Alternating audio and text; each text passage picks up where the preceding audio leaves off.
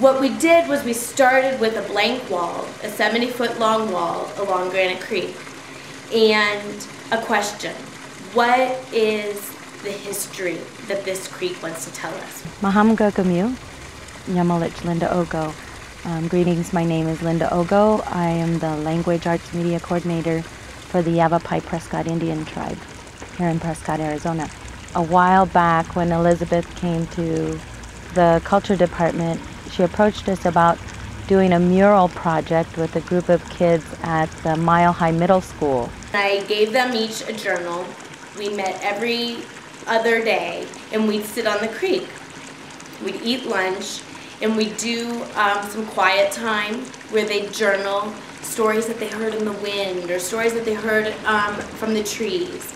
Really tune in to what was happening on the creek as it was. There were ravens that would come and visit us. She wanted to include the Yavapai people as part of this project because they felt that it was a very integral part of the community that many people didn't know much about. Then we would go door to door to the residents that lived along the creek for 40 years or more.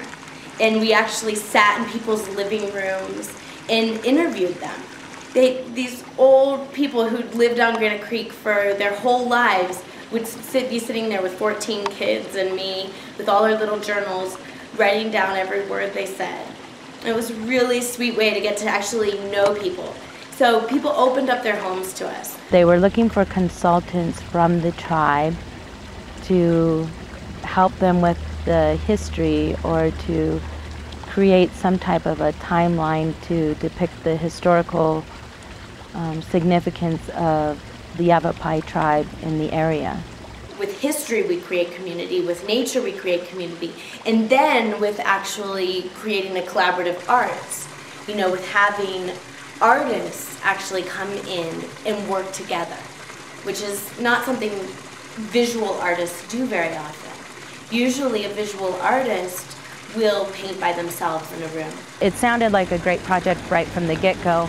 It's always great when they want the tribe or the members of the tribe to consult on a project rather than just go based on research. It's always more well received by the tribe and the members that are involved. My really close friend, R. Wall, who is an incredible artist, he came and he helped us with the mural, and it was really out of his element. It was really out of his element to say, okay, I'm going to do a 100% collaborative thing with preteens, you know, in middle school, which are not the easiest group of people to work with. So they kind of went over different concepts. I think R. Wall was the artist that was going to do the outline for the mural project, and then the students were going to work with Elizabeth. Together we create community. Well, what does that mean? And that just kept growing like rings of a tree. And that's why we made the mural. The history of the timeline stretches out like rings of a tree, or like a pebble thrown in water and the rings that connect it. It included the emergent story. There's so many meanings in the symbols that are there in the mural, and most of it surrounds the tree and the emergence of the grapevines. The tree symbolizes longevity with the pine tree, and it also symbolizes the creation story or the emergent story for the Yavapai into this fourth world. It was a real honor that they actually gave us the Yavapai creation story to put in the center of the mural. We have the eagle, who is on a spiritual level, can carry messages to the creator, and coyote, he always has impact on trouble, kind of the trickster in many native cultures and ours as well. He kind of symbolizes the change from world to world. There's the basket weaving, because the Yavapai women were well known for their mastery of the art of basket making, and that's shown. There's the part that shows where the Spaniards, when the Yavapai encountered the Spaniards, the Yavapai provided food for them, and they had good relations with the Spaniards at the time. So when we bring learning and education out of a classroom, what we're doing is we're saying that life is about learning. We're saying that in every breath there's something that we can learn.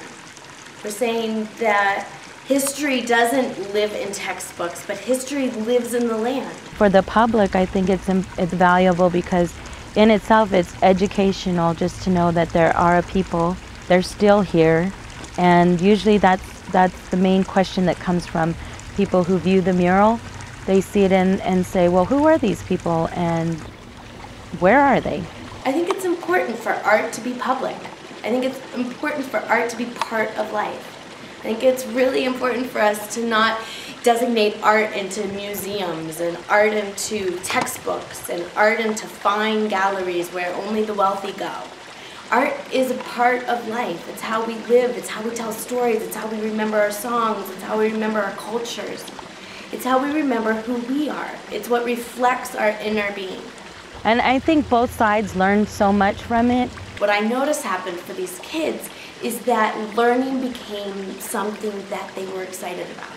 And for those consulting, there were things, with all the information shared that they learned too. All of us took something new away from the project in the end, as far as like the emergent story or the whole history from Spanish contact to, the wars when we were our forced march to San Carlos from the Rio Verde Reservation is also depicted as part of the mural.